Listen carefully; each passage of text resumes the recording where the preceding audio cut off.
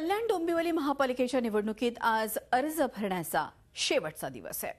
सर्वच पक्षांनी स्वबळावर लढण्याचा निर्णय घेतलाय। अर्ज भरण्यासाठी आज सकाळी शहरातल्या विविध ठिकाणी उमेदवारांनी गर्दी केली होती।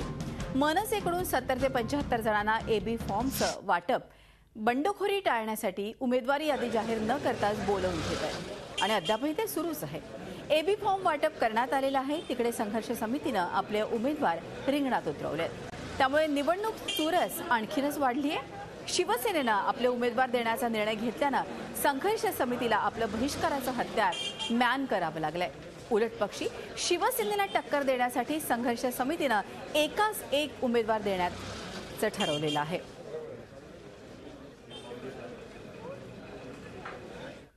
एकूणच या संदर्भात अधिक चर्चा करण्यासाठी थेट जाऊयात। आपले प्रतिनिधी विशाल वैद्य आपल्याबरोबर आहे। विशाल, आपण बघतोय की एकूणच फॉर्म भरण्यासाठी केवळ 1 तास उरलेला आहे। आधीच आपण बघतोय की 15 दिवस अर्थातच हाडपक होतं, त्यामुळे आजचा दिवस महत्त्वाचा होता। सगळे फॉर्म आजच्याच दिवशी भरणार होते, मात्र आता शेवटचा तास उरलेला आहे। लगीनघाई सुरू असेल, काय आताची परिस्थिती आहे आणि काय आहेत राजकीय एकूणच तिथली समीकरणं? सर्वपित्री अमावस्या संपल्याच्या मुहूर्तावरती उमेदवारांना फोन करून जे आहे ते बोलवण्यात येत होतं आपापल्या पक्षाच्या कार्यालयामध्ये।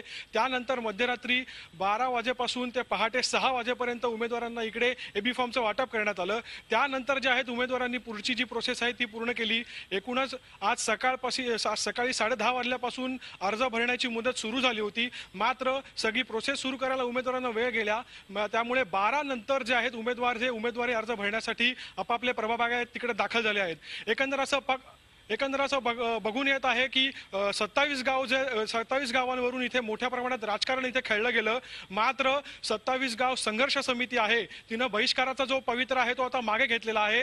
याचं कारण की जे आहे शिवसेनेची ठोस भूमिका इकडे आहे ती घेण्यात आलेली आहे।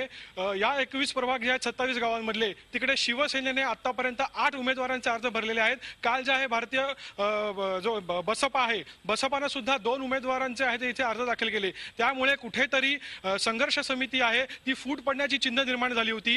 ही फूट पडू नये म्हणूनच संघर्ष समितीने एक बैठक घेतली। काल त्या बैठकीमध्ये असा निर्णय घेण्यात आला की संघर्ष समितीच्या बॅनरखाली जे इतर सर्व पक्ष आहेत शिवसेना वगळता त्यांनी निवडणूक लढवावी, मात्र शिवसेनेला याचा थेट फायदा होईल, हा फायदा मिळू नये म्हणूनच भारतीय जनता पक्ष आणि मनसे यांनी सुद्धा आपापले उमेदवारी स्वतंत्रपणे दाखल वातावरण दिसते। धन्यवाद विशाल ही माहिती दिल्याबद्दल।